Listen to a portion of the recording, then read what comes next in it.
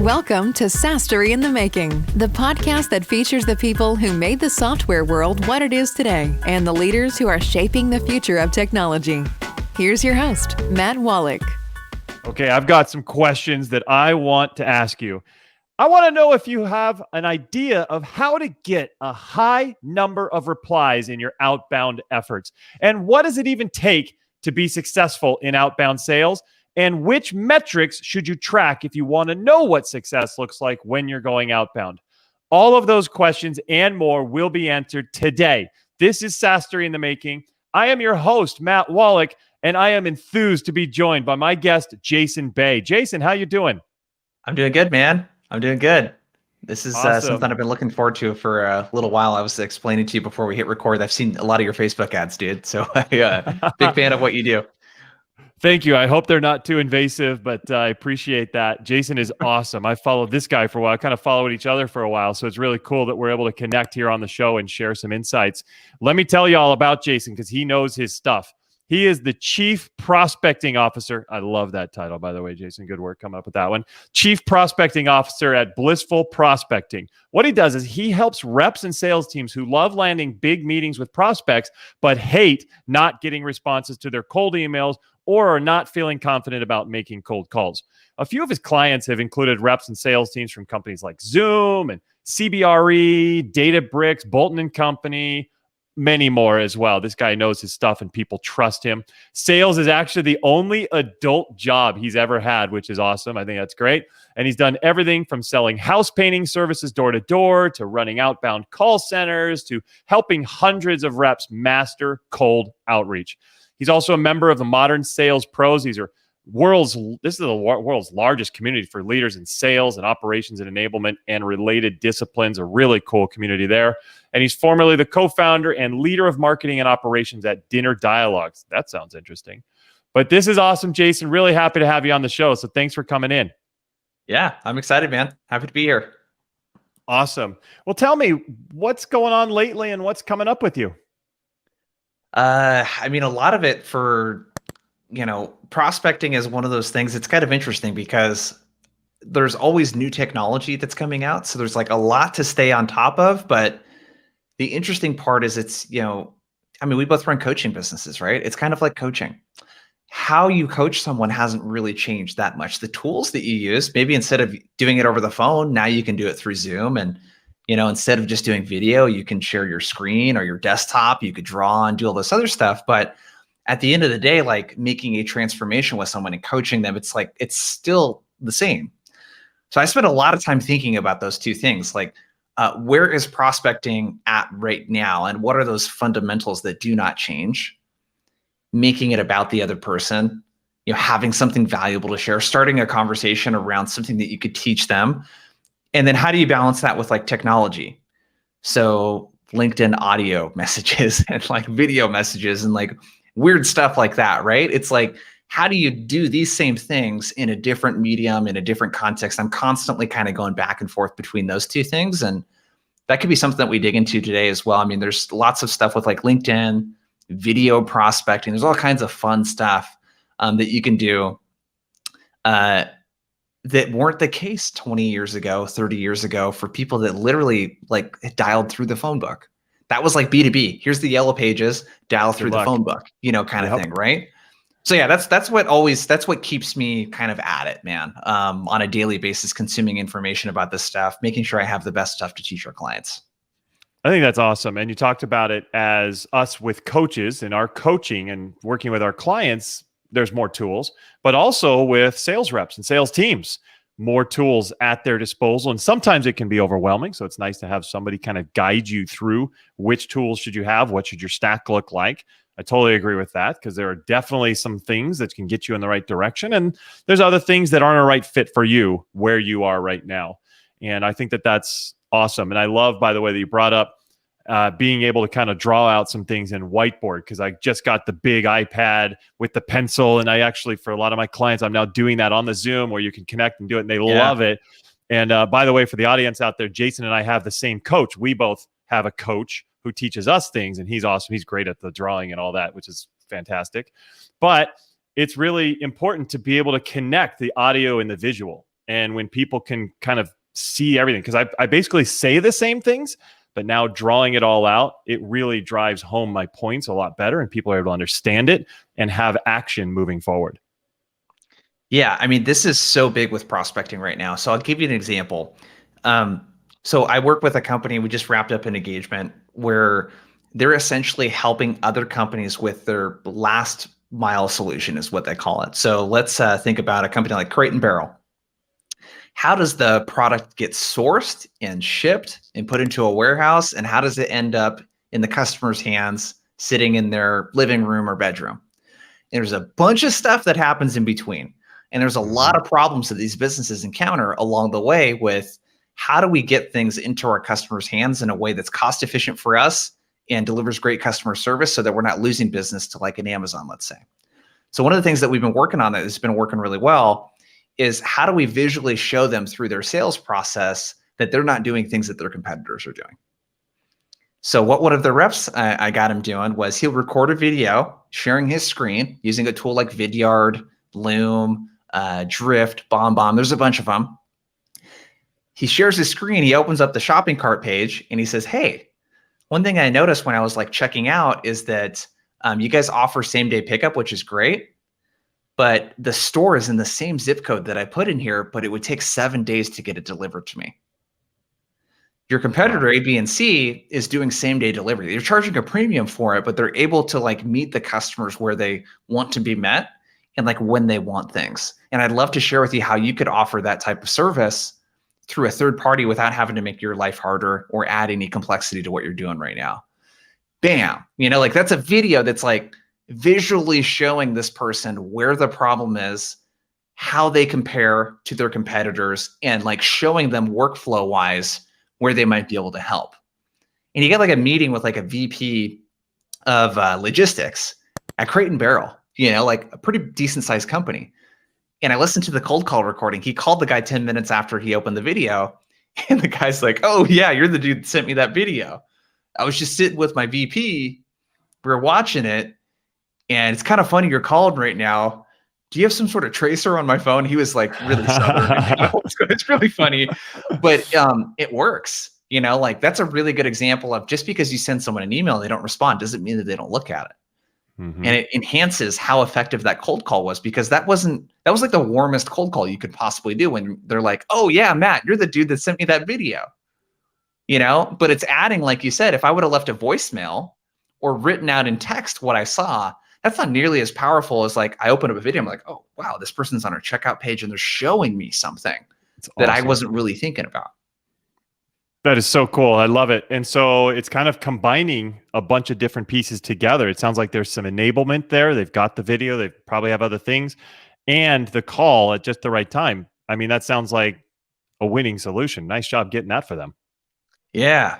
Yeah. And like the thing that if we kind of backtrack a little bit, the thing that he does a really good job of and what I was training them on is there's a framework that I call the prospect path. It's really simple. So take like your persona that you're reaching out to, your job title, and you want to start on one side and look at current state. So if you imagine kind of like a graph, if you're listening to this on the left side, I don't know what it looks like. Is it reversed for you? Do you see it on your left side when I do this? No, well, yeah, that's on the left side. Okay, cool. Yeah, because it's not reversed on the computer. It looks like your right side, your right hand is up there, but it's the left side on our screen. On your left side, if you're listening to this on the podcast, imagine the prospect's current state, and what you want to think about is this person, this job title you're reaching out to. What are their priorities, and what are the problems they have associated with that? So, what are their top 2 things that they're thinking about at any given time, and what are the things that might be getting in the way of them doing that?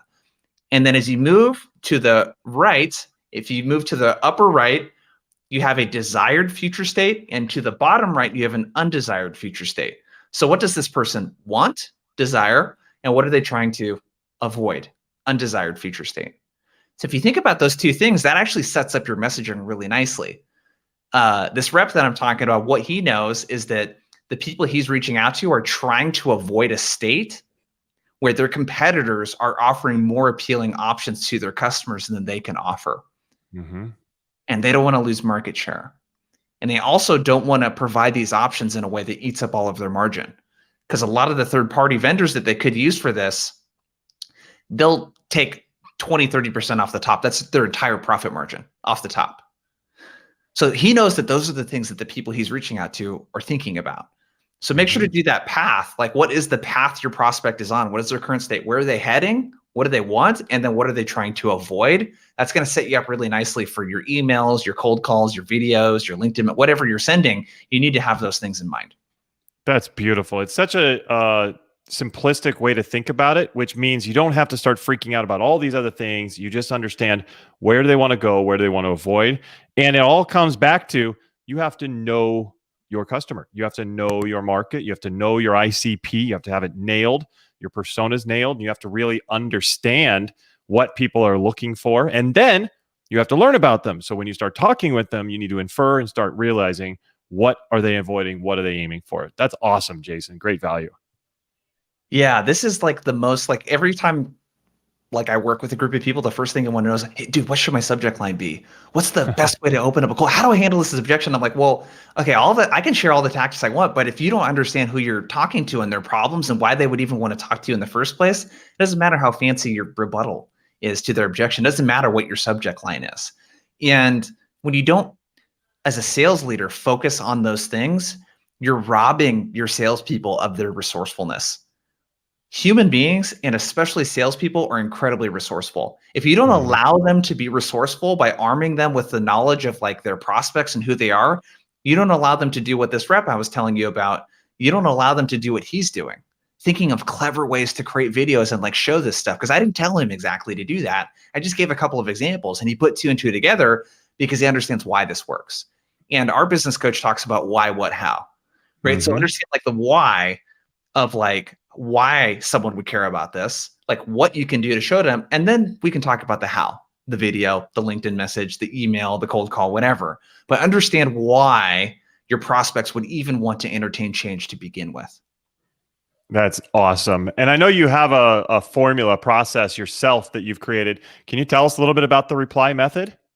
Yeah. So the reply method is a framework for the cold email. So that prospect path framework I shared, that's a really good way to set up this exercise. So the reason why we came up with the reply method was, one, I was like, I like naming stuff, and I'm sure you're like this too. This is like one thing that we've learned from our business coach. Like, you got to have like a name and a framework and all that stuff. And yep, like, I've got the perfect deal process. There you go. I love that. Yeah, the perfect deal process. And I was like, no one's got anything for reply method. That's kind of interesting. And then I was like, maybe it should be an acronym. Let's see what that looks like. And I actually didn't have to force it much, but the reply is an acronym. And before I get into the acronym, I came up with it because I used to send hundreds of cold email sequences for my clients to set them meetings. That's how we started our business. So I started picking up on like what works, what doesn't, like how do I quickly get to what goes into the email? So the R in reply stands for relevant results. So somewhere in your email, you need to talk about a result that your prospect would care about. And typically you can do that by doing a combination of things, but social proof is one way that you can do that. And where I see people making a mistake is they'll say, hey, Matt, we've worked with companies like Amazon and Google. And you're like, well, dude, I'm not a Fortune 50 company. Like, that's great. Right, You've done that, but like, okay. Not relevant.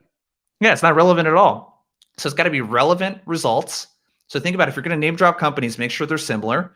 And I need to understand what this person is trying to accomplish, right? And that prospect path exercise sets it up pretty nicely. The E is for empathy. So the empathy is I need to acknowledge some sort of problem, some sort of aspiration.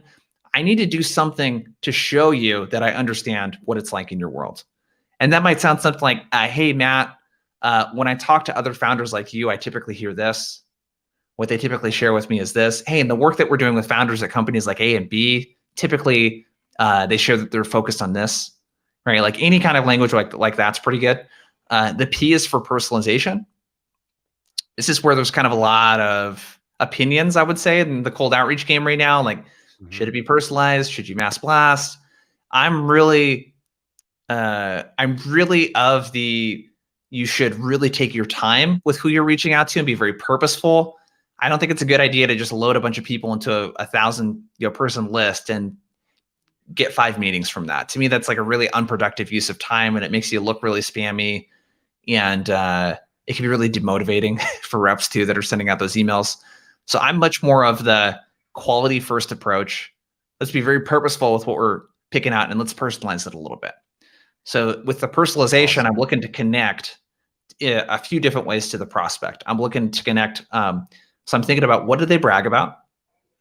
So if I'm reaching out to, if we use that Crate and Barrel as an example, what do they brag about? Oh, they brag a lot on their website about like customer service and how much they care about, taking care of their customers and how the quality of their products. Like they brag a lot about that kind of stuff. Where are they investing money? So in this case, if they were using third parties already, like that's an investment. If they're opening up new locations, that's an investment. If they're providing some sort of new access and an online tool, that's an investment. If they're hiring, those are investments. And then where are they educating their customers? So that might be more a little bit B2B. So if you're prospecting into B2B companies, what are they educating their customers about? So you're looking to mention one of those three things because it's probably connected to why you're reaching out. You can help them do more of the things they're already doing. The L is for laser focus. So that's essentially like with your emails, you really want them to be under 100 words long, which surprisingly 100 words is even like a really long email. So 50 to 100 words is really ideal. And then the why is for you oriented. So think of these things as a checklist for your emails. The why is you want to make your prospect the hero. I always like to say people don't want to be Alfred, they want to be Batman. So you need to talk about how you can help them win. And a really easy way that you can check that is look for how many instances you mention I in your email versus you or your. If I were to show you my inbox right now, Matt, I have a folder where I keep all the cold emails. You know what like 80% of cold emails start with? I just wanted. Yeah, I just wanted. I saw that. I'm following up. I just called you. I left a voicemail. I sent you this. I sent you an email. Did you get it? They all start with I. So if you can start with you or your podcast, your initiative to do this, the award that you won, your focus on this, your accomplishment in this area, whatever it might be, that's a pattern interrupt. That's going to be very different from the other emails that people get. So that was a long-winded answer to your question, but that's the reply method in a nutshell. That was the exact answer I needed. So I feel like I could talk to you for a long time about this because in my head, I'm like, oh man, we got to go change our emails too. We're getting decent results on our cold stuff, but I'm thinking like, oh, that would be a great adjustment. Let's fix that. Let's do that. That's awesome. So that's super, super powerful, Jason. What results have you been able to get for your clients with something like that? Yeah, I mean, like I mentioned one before, getting a big meeting with a company like Crate and Barrel, so for me, it's about like, how do we take something that's like working okay? How do we take a sales team that's getting maybe 1%, 2% responses to their cold emails, and how do we like triple that? How do we get into, double digits? And that's the type of stuff that we're doing. How do we get into double digit response rates? How do we increase at least what we're doing by 2 or 3x?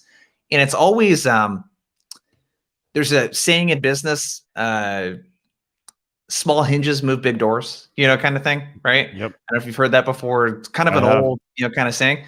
That's really applies to this too. It's usually a few tweaks here and there, right? A few tweaks to your email, a few tweaks to how many you send out, a few tweaks to the follow-ups, what you say in the calls, how you leave your voicemails. It's usually very, simple kind of tweaks that people can make. But yeah, a lot of our clients are, landing meetings with like Fortune 1000 companies using a lot of this stuff. So, and it works on, companies selling into SMB and mid-market as well. Very cool. What would you say, Jason, is the greatest factor to become successful in outbound sales? What is it that is needed? I think one of the first things is kind of wrapping your head around the approach. And this is something our business coach actually has been seeing a lot in our group is like when he talks about marketing, he says, the mistake that a lot of people make with their marketing is they optimize for conversions instead of conversations. Well, I was thinking about that a lot and I was like, actually, that applies to prospecting too. And the way that people engineer their cold email sequence is around getting meetings. And of course, you want meetings with qualified prospects. That's the goal. But when you engineer the process around getting a meeting, you start doing things like this. Hey, here's my Calendly link below, Matt. Choose a time that works for you. Hey, are you free tomorrow to discuss this at 9 a.m. Pacific time? you start doing all these really assumptive things with people that have never even responded to anything you've sent them. And it just like, it really actually bothers a lot of people that you send it to, because you're thinking, I need to get the meeting. What's the easiest way I can make them schedule a meeting? Instead, if you thought about what's the easiest way I could just get them to respond or pick up my phone or accept my LinkedIn connection request, you start to actually create a funnel. So instead of being because most people's outbound funnels looks like this at the top, and then it goes like this, right? It goes down like that, right? So you can actually start building a funnel like this. If you can say, hey, what if I could get 15, 20% reply rate? Maybe only half of them are interested, but like people are responding, and I can deal with someone saying not interested. I can deal with someone saying, I'm already using your competitor. There's ways around that kind of stuff and dealing with it and putting information in front of them and still getting a meeting. I can't really do anything with someone that never responds to anything that I send them. So if you really think about another analogy I would use is like, think about if in your everyday personal life, think about if the way that you lived it was you needed something from everyone you encountered. Like, think about what a life like that would be like, where you need stuff from other people. You're constantly thinking about, what do I need to do to get what I want from this person? That's a really stressful life, dude. And people are going to be like, dude, I don't want to be around Matt. Like, he's always asking me for shit. You know what I mean? He's always like pushing me for stuff. He's always got an agenda. So why do you do that when you're cold calling and prospecting? It's like, you don't need anything from these people. You want to start a conversation with them. Get a conversation started, and then that could turn into a meeting if it makes sense. But don't put so much pressure on yourself when you're cold calling. Get a conversation started about them. And if they don't want to talk to you, they don't want to talk to you, man. But make the conversation about them and talking about things that are relevant to them, and then see if that could turn into a meeting. Don't try to be so focused on like what you need from people all the time. In sales, they call it commission breath. I don't know who came up with that, but it's like in Super Troopers, there was that scene where they said desperation is a stinky cologne. Right. And it's like, dude, people can sense this kind of desperation. So like, make it about starting conversations with people about things that they might care about. That's fantastic. We talk about that in the actual demo and the closing aspect of the funnel as well. Deeper down the funnel, same thing. If you're desperate for a close and you're all over them about the close, this and this and this, and you haven't handled everything right up until then, you've got major, major problems. And somehow prospects have a sixth sense. They can understand when you're desperate for, I don't know how it happens. You see this all the time, I'm sure.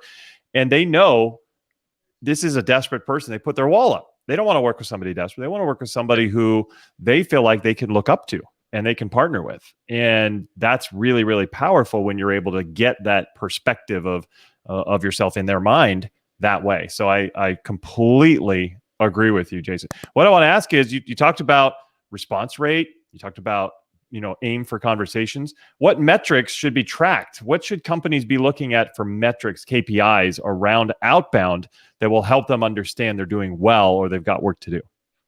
Yeah. So the way that I would look at this is there's kind of, some volume metrics that you need. And there's a really simple way to figure this out. If you I call this the activity level planner. And what you're going to do is look at average deal size. Right. And before that, you might even look at, hey, what's the expected revenue that we need from our sales team on a monthly basis? Divide that by the average deal size, and you have, let's say, 10 deals that you need to close on a monthly basis. Now you start to backtrack into, well, how many opportunities do we need to create in order to close 10 deals? Let's say you've closed 50% of your opportunities. We'll make the math easy. So now you got 20 opportunities on a monthly basis. Now I'm thinking, to create those opportunities, how many intro calls do I typically need to do? And you might have a bunch of stages in the middle of that too, but how many first, 30-minute discovery intro calls, whatever I need to do to create those opportunities. Let's use 50% again to make the math easy. So now we have 40 intro calls. So that means my team needs to produce 40 qualified meetings per month. And then I'll look at, well, what percentage of the people I do cold outreach to convert into a meeting? Let's say it's 1%. Right? Which really you want to be probably 3 to 6% plus, but let's call it 1%. So 1% of, if you have that 1% conversion, I think that's 4,000. 40 is 1% of 4,000. So that means your team needs to reach out to 4,000 people per month. And you could start looking at all the inefficiencies in your pipeline doing that, because that's a lot of people, dude, depending on how many SDRs and BDRs and AEs that you have. And that'll give you kind of like an activity metric of how many people do we need to engage on a monthly basis. And then you back into your sequences and the amount of calls and emails that is, and that'll give you that math, right? So that's the first thing, is like you need to know your volume metrics. Like, what are the leading indicators of emails sent, calls made, prospects engaged to like just hit my meeting target? Then you can start to look backwards and get really specific into really some pretty basic stuff. I'm going to look at how many people open the emails that I send them, how many people reply to those emails, both positive and negative, and then what percentage of those emails get converted into a meeting. And I'm doing the same with our cold calls. What's the pickup rate of these calls? A lot of people right now are dealing with like 3 to 5% pickup rates, which is really bad. Like, it's really hard to be efficient when only 3 out of 100 people pick up the phone when you call them. Yeah, that's rough. So what you need to think about is like, do I have mobile phone numbers? There's lots of tools you can use for a mobile phone. ZoomInfo, Apollo.io is a favorite of mine, LeadIQ. The other thing you might think about too, Ryan Research has a service called Phone Ready Leads. And what they do, it's pretty cool, Matt, is they'll say, hey, give me your list of 100 people and their phone numbers. My team will call through them and we'll tell you the percentage of people, like the actual people that when we called through the list 5 times, like the people that actually picked up the phone the most. And they'll say, hey, so your list of 100, here's 30 of them that picked up the phone a lot. So now when you go to do outbound with your team, you say, hey, let's focus all of our effort on the people that are actually picking up the phone. Beautiful. And I'm not kidding you, like, because they film these on YouTube Live. It's the difference between someone having 2 conversations in an hour versus like 8. It's crazy. That's amazing. It's crazy. Yeah. Wow. So check out his stuff. There's a couple other people that do something similar to that. I'm going to do a test with them pretty soon. But we have some people getting really good results with them. So I'm thinking about those things. I'm thinking about the other thing too that people don't really look at much is from the time that I engage someone until the time that they take a meeting, like what's that lead time? Because if it takes me 4 weeks to land a meeting, I need to add that into like my sales cycle. Most sales cycle is like intro call. Like once we make sales contact with someone, how long does it take to close? But if you want to plan for prospecting activity, if it takes a month prior to that to get a meeting on average, like you need that to be able to forecast correctly, right? So I would keep it really simple. I'd be looking at those kind of things. Volume, what's reply rates, open rates, conversion rates of my emails. Do the same thing with your phone calls and like the pickup rate especially. And then I would look at like how long does it take for us to land meetings with people typically. Oh, one other thing too is how many people are you engaging at the companies you're reaching out to? This is really important if you're selling anything that's not like super transactional. So I would say anything that's like at a minimum $10,000 ACV, depending on who you're selling to, there's probably more than one person that's a part of that decision-making process, unless you're selling like really transactional stuff to SMBs. Mm-hmm. Those people need to be involved in the prospecting process. So don't just prospect to decision makers, prospect to champions, influencers, et cetera. So you need to know like at each account, how many people are we prospecting to on average? Because what you'll be surprised to find is that a lot of times your team will prospect to one, C-level person at an account. They get a response, they move on to the next account. And you wasted all of that upfront time of researching that company, doing all that stuff could have been easily repurposed and said, okay, cool, let's reach out to a VP, a director, maybe a manager if we need to, and do bottoms up. Like, let's keep track of how many people we're reaching out to at the companies too. That's so true. I've seen it so many times where you go after one, and no response. You open it up to 5, 6, and now you start seeing people. By the way, when you do that, they start talking to each other, just like you mentioned at the beginning of the call, that there is an episode or a situation where a guy watched a video and they were talking about it together, and it creates a buzz in the organization when you can hit a few of them. So even if you're not getting the response right away, keep working, keep being persistent. It'll happen.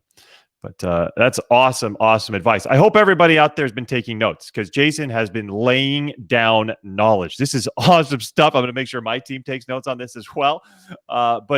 Jason, how can our audience hear more about you and learn more about what you're doing? Yeah, check out blissfulprospecting.com. So we got a couple things there. If you're just looking for free stuff, we got a podcast that we do on a weekly basis. It's all about prospecting and outbound. I interview both reps, sales leaders, coaches, consultants, all that good stuff. I post daily content on LinkedIn as well. So videos, posts, all kinds of stuff like that. And there's a bunch of free guides and all that stuff on our website. And then we also do 2 other things too. So if you're a rep, looking to invest in yourself, we do boot camps.